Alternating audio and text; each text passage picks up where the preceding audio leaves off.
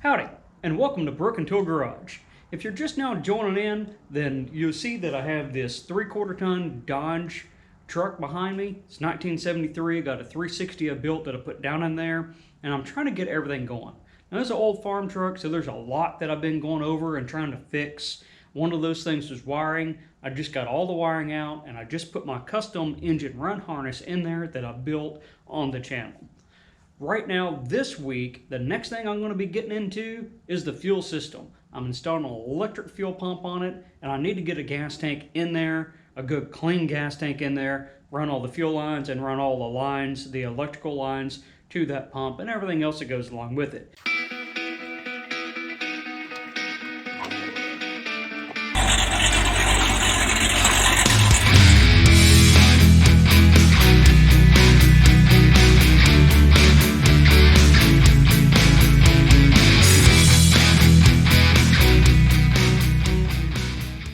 So fuel system, well, if we start up here, I have the carburetor, which I need to take apart because it was in a wreck, and just go through and just do it once over on the inside, make sure floats are good, nothing crazy's happened after that accident.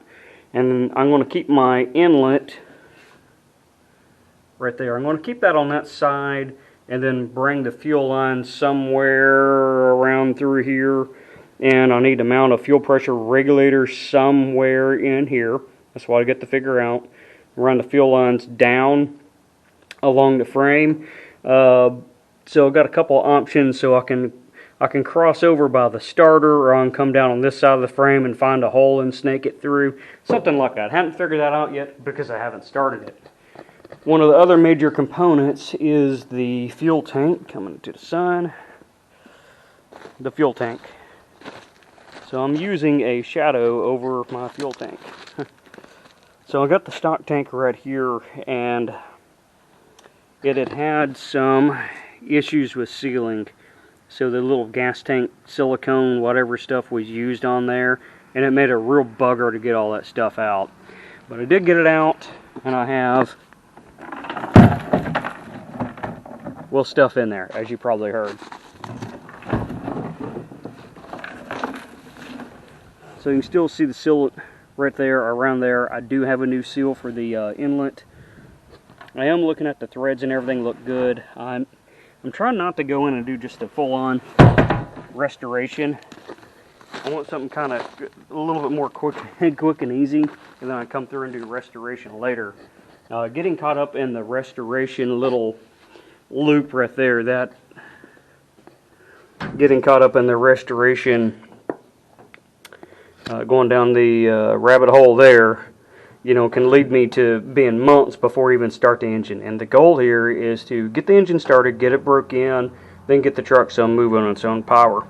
So you see this is in a lot worse condition than what I was hoping it was, just to be honest. So I might be able to rework this. I was going to want to put new lines and stuff on here anyway. Put down in there, that looks pretty bad. Right there. So I'm cut all that out and just replumb all this. I'm not worried about the fuel sending unit right now. I just need something so I can bring it over here. Kind of in that transition area of the sun. So I've got my lock ring that will work for what I'm doing. It'll putt-putt around the yard. Replace my inlet. Actually, that's the fill. Overflow right there. That's what that is. That's a big hose. So this is my pickup right here. That's my return. So I want to replace those. Figure out what I'm doing with that. I can just break these out and re-drill the hole and put the new ones in there. That's probably what I'll do. And clean it up, drop it in, and then I have a fuel tank. Of course, I'll need to clean that fuel tank out. That fuel tank. The fuel tank's going to have to be cleaned pretty good, so if I can get all that dirt and crud out of there pretty easily, which I'll just use water and try to flush all that out, then come in with some, I could find Berryman's at Walmart when I was there to get stuff. So I have the seat foam right here that I'm going to be using to flush that out. I'll probably use most of it, but I'm going to use some of that on that carburetor because it's been sitting around for a little bit. So I know there's going to be gunk in the carburetor. That's just how that works. Some of y'all might be getting lucky and not having that happen to you, but not me. So like I said, check the floats on that, and that's it. Figure out where I'm going to get I know where the tank is going to be mounted at, so I'm kind of mock that up. That is the tank I want to use. Yet again, I want to eventually pull this out right here, because that's the tank behind the seat. We got the tank behind the seat that I need to deal with eventually. Don't know when that'll be. But trying to get that out of the tank, so I used a magnet right there and I stuck it down in there. I'm like, hey, it's not picking up what I wanted to pick up, but it's picking up the rust out of the bottom of the tank, so hey, that's a win. So I got all the big stuff out of there, which is what I'm concerned with. I have a pre-pump filter that is cleanable that I'm going to be putting on there. I think I showed you that. It's stuck down there somewhere. I'll show you that later when I get to that part, whenever I go to put that on. But that'll keep all the little stuff out. Like I said, I got the big stuff out. What I'm about to do here is set you down and take my tape measure, because I need to make myself a pickup tube. So I'm looking at it, it's about 10 1/8 from bottom to about the top of the ring right there. So that gives me an idea of how long to make my tube. And what I'm going to do with my tube is, I still have a little hat that goes down in there that's going to seat right against there. So I'll make it a hair longer, and I'm going to have, of course, my 90 that comes up and out. But when I go to the bottom, instead of having the tube just come straight down and try to get it, you know, at that special, can't see my screen. Anyways, to try to get it at that special little depth right there, I'm just going to put a 90 in it. So that gives me the height I want right there, and I'm not going to worry about hitting the bottom and, you know, closing off the fuel, or the fuel coming in, right? So that'll also keep it from sucking the very, very bottom stuff out, because that's going to set the height, because it has that 90 in there. And that's about it. I got the that little hat getting cleaned up right now. I've taken my ring, which I really need to get a new ring, but right now well, actually, I'd like to get a whole new little sender unit right there. But this ring will work for getting this thing in and started and mocked up. Once I come back in and work on this again, when I'm ready to really do the restoration on this truck, then I can drop that, and whenever basically I can afford a sender unit, actually figure out where I'm going to get one from, because it's not something you can get at the parts store, so I'm limited to a few places. You know, I'm limited to a few places to where I can get those. One of those is LMC Truck, which isn't usually the cheapest place to get it. But I want to do my research and figure out which one I want. I doubt I'm going to be able to find one that has that 3/8 pickup like what I'm using. So I'm probably going to have to go and modify one anyway. So I might not go that route. I may go the route of just getting the sender part and then welding that sender part, or attaching the sender part back on there, a good new one, and go that route. So I'm not sure what I want to do with that yet. So that's where we're at. All right.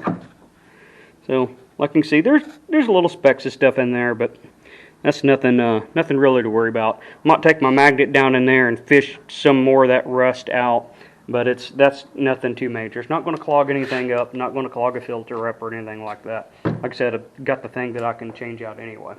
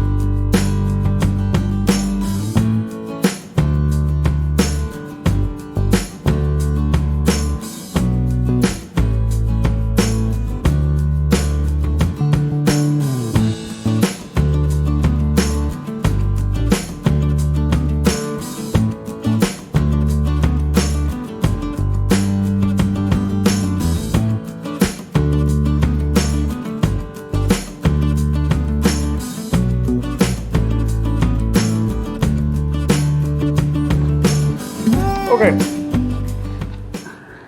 So I measured a little bit more on the side of error there. So we're a little tall, so hopefully I got enough room up underneath the bed. Not, I could do it again, right? But I can always unbend this. I did get that little bit of a kink in there, which I didn't like, but I did get most of it back out. So it's not critical that I have 3/8 line on there, but that's, you know, hey, I'm buying a new line, I'm going to upgrade to that, right? So that's what we got right there. I do not recommend this tool for bending 3/8 line unless you have Superman hands. What is it? It's a tool of the crap. That's what I'm going to call it.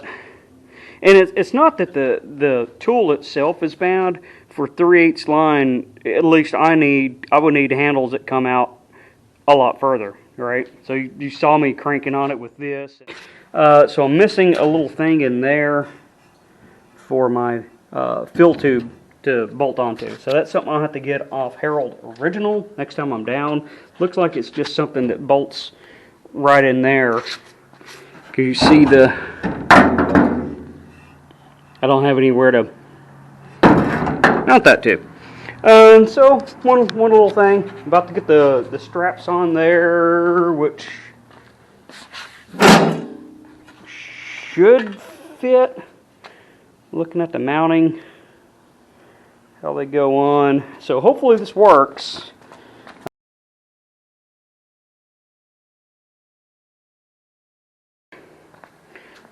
So look at, I got a problem with this mounting. I don't think those are the right ones, so I may have to go to plan B or C or D on this. I was kind of hoping to get this tank in and it'd be, you know,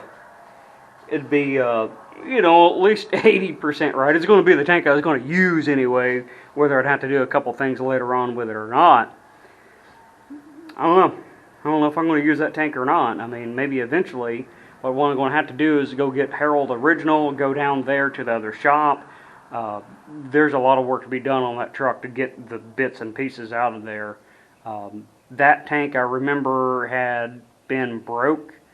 It's like it was a farm truck, so stuff had come up, like a stump or something had come up and broke it and cracked the tank, so it leaked. So I can't just use that tank, but I think it's the same size, so if I manage to get those mounts off and look at it, I could do that.